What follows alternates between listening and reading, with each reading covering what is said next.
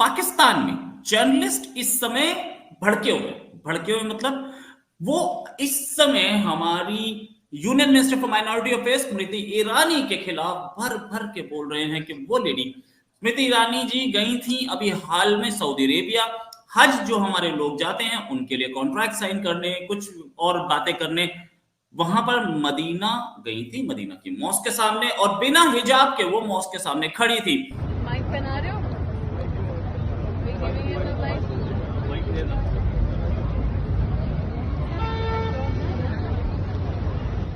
India की minister for minorities और भी उनके पास कुछ डेजिग्नेशंस हैं, स्मृति ईरानी साहिबा, जो कि एक काफी पॉपुलर लीडर होने के साथ साथ एक सेलिब्रिटी भी हैं, वो सऊदी अरेबिया के विजिट पर पहुंची और सऊदी अरेबिया में उन्होंने मदीना मुनव्वरा का दौरा भी किया। स्मृति ईरानी ने, आप जानते हैं, उनकी तस्वीरें, उनकी वीडियोस वायरल हो रही हैं। उन्होंने अपने ट्विटर अकाउंट पे भी अपनी पिक्चर्स शेयर करवाई और मोमेंट टू मोमेंट उनकी जिस जिस से मुलाकात होती रही वो सब वो अपने सोशल मीडिया पर शेयर करवाती रही। वो प्ले चला और उसमें स्मृति ईरानी जी जो हैं उनको हम देखा करते थे, बड़ी प्यारी प्यारी सी साड़ियां पहन के, बहुत अच्छी सी बहू थी वो। और अब वो जी मिनिस्टर है, पीएम मोदी की जो कैबिनेट है उसकी, वो उसमें वो मिनिस्टर हैं और गई वो जी सऊदी अरब। जी हाँ, सऊदी अरब में बहुत ज्यादा चेंजेस आ रहे हैं। जैसे हमने पहले भी कहा कि एमबीएस जब से आए हैं उन्होंने कई तरह के चेंजेस लाए, जिसमें फीमेल्स को ड्राइव करने की इजाजत भी है और भी कई सारी पाबंदियां जो थी वो हटाई गई हैं, जिसमें कि कोई नॉन मुस्लिम जो है वो भी मक्का मदीना में। जिस तरह से सऊदी अरब अपने आप को बदल रहा है और अपने जो वो पुराने ख्यालात और उसूल थे इस्लामिक वाले, उन सब चीज़ों को चेंज कर रहा है, और इसको देखकर कहीं ना कहीं पाकिस्तान बहुत ही निराश और हताश होता नजर आ रहा है। पाकिस्तान की मेन सी मीडिया पर इन सब चीज़ों को लेकर काफ़ी चर्चा बनी हुई है, क्योंकि पाकिस्तान अपने आप को सऊदी अरब का बहुत खास और लाडला बेटा समझने की कोशिश कर रहा था, लेकिन कहीं ना कहीं अब उसको ऐसा लग रहा है कि सऊदी अरब तो उसे भाव ही नहीं दे रहा है, क्योंकि जिस तरह से लगातार भारत के साथ उसके मैत्रिक संबंध बनते जा रहे हैं और बढ़ते जा रहे हैं, और वो एक ऐसी दिशा में चल रहे हैं जिसमें एक, आप समझ लीजिए कि दो अलग अलग धर्म के लोग दोस्तीदारी बढ़ा रहे हैं। और पाकिस्तानी जो पहले के नेता थे और वहाँ के जो मौलाना मुल्ला थे, ये सब कह रहे थे कि दो धर्मों के बीच में दोस्ती नहीं होगी, क्यों केवल अगर मुस्लिम का कोई भी काफिर दोस्त नहीं बन सकता।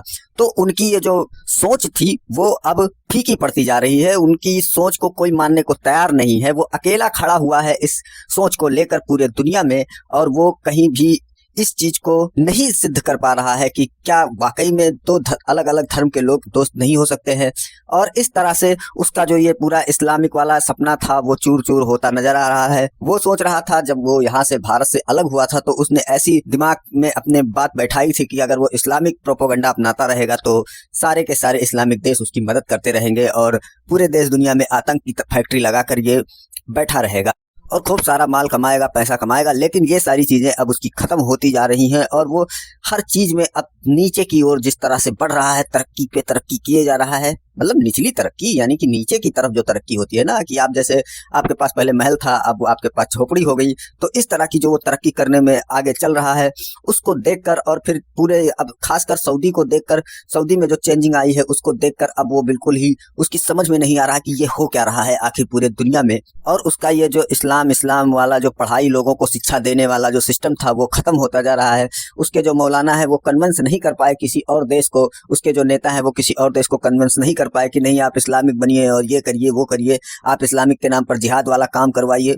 तो ये सारी चीज़ें उसकी ख़त्म होती नजर आ रही हैं। इसी में अब हाल ही में स्मृति ईरानी, भारत की जो कि अल्पसंख्यक माइनॉरिटी की मंत्री हैं, वो सऊदी देखने गई थी कि वहां पर जब हज उम्रा के लिए लोग जाते हैं, भारत से जाएंगे, तो उनके लिए क्या क्या सुख सुविधाएं प्रोवाइड कराने में सामर्थ्य रखता है सऊदी। और इसमें उन्होंने मदीना का विजिट किया और भी कई जगहों पर वहाँ जहाँ पर ये लोग जाते हैं उन जगहों को विजिट किया। और सबसे खास बात ये रही कि वो उन्होंने अपने कल्चर के अनुसार वहां पर विजिट किया। उन्होंने ना कोई अबाया पहना, ना कोई नकाब लगाया, अपने कल्चर के अनुसार उन्होंने वहां विजिट किया और ये सब देखकर पाकिस्तान के तो समझ लीजिए कि एकदम से अब दिन फिर गए और उनका अब कोई सोचने वाला और उनकी ये जो नसीहतें थी इस्लामिक चीजों को लेकर वो सब खत्म हो गई, धराशायी हो गई। तो चलते हैं वीडियो की ओर और देखते हैं पूरा मामला। वीडियो पसंद आए तो लाइक करें, चैनल को सब्सक्राइब करें, पर शेयर करना ना भूलें और अपने ख्यालात को हमारे कमेंट बॉक्स में लिखकर जरूर बताएं। विजिट कर सकता है। पीछे मदीना की मॉस्क दिख रही थी, प्रॉफिट की मॉस्क थी, और आगे स्मृति ईरानी बिना हिजाब के, बिना सर ढके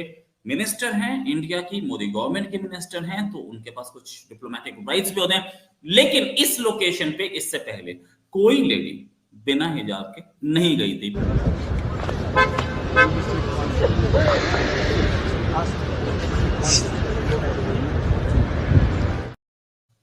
बिना हिजाब के, साड़ी पहन के। लेकिन पाकिस्तानी टीवी चैनल्स में पाकिस्तानी जर्नलिस्ट बोल रहे हैं कि ये काफिर में लेडी, काफिर खातून कैसे पहुंच गई मदीना की मॉस्क के सामने और बिना उसके हिजाब।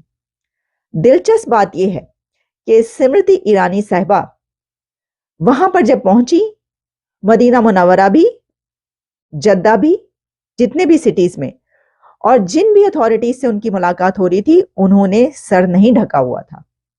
स्मृति ईरानी ने बगैर हिजाब, बगैर सर ढके, सर कवर किए बगैर जो है ये तमाम मीटिंग्स की हैं। और मदीना मुनव्वरा की कुछ ऐसे मुकद्दस मकामात जिनको मुसलमान कहते हैं कि जैसे कि उन्होंने नाम तक लिए, ओहद का जो वो एरिया है वहां पर पहुंची, मस्जिद नबवी के सारे उन्होंने वो लिखा है कि कहां कहां पर वो गई हैं। ना सिर्फ ये बल्कि जो मुस्लिम फीमेल्स हैं वो बगैर महरम के, यानी महरम उन्हें कहते हैं, यानी जो महरम में आते हैं जी शौहर, बेटा, बाप, भाई, ये चार रिश्ते जो हैं इनके बगैर भी कोई औरत जो है वो हज या उम्रे के लिए जा सकती है, जिसकी पहले पाबंदी थी, जिसकी पहले इजाजत नहीं थी। MBS तो खैर ये भी कह रहे हैं कि नेक्स्ट 5 इयर्स में वो सऊदी अरब को यूरोप बना देंगे, और मैं उस वक्त का इंतजार करूंगी, क्योंकि अगर लाइफ रही तो मैं जरूर उस वक्त का इंतजार करूंगी और जाकर देखना भी पसंद करूंगी, क्योंकि यकीनन सऊदी अरब में ये बहुत बड़ा चेंज जो है वो आने वाला है और आना भी चाहिए। उन सब जगहों पर जो वो नजर आ रही हैं वो बगैर सर ढके नजर आ रही हैं, और ऐसा ही होना था, ऐसा ही होना चाहिए था, क्योंकि वो वहां पर इंडिया को रिप्रेजेंट कर रही थी।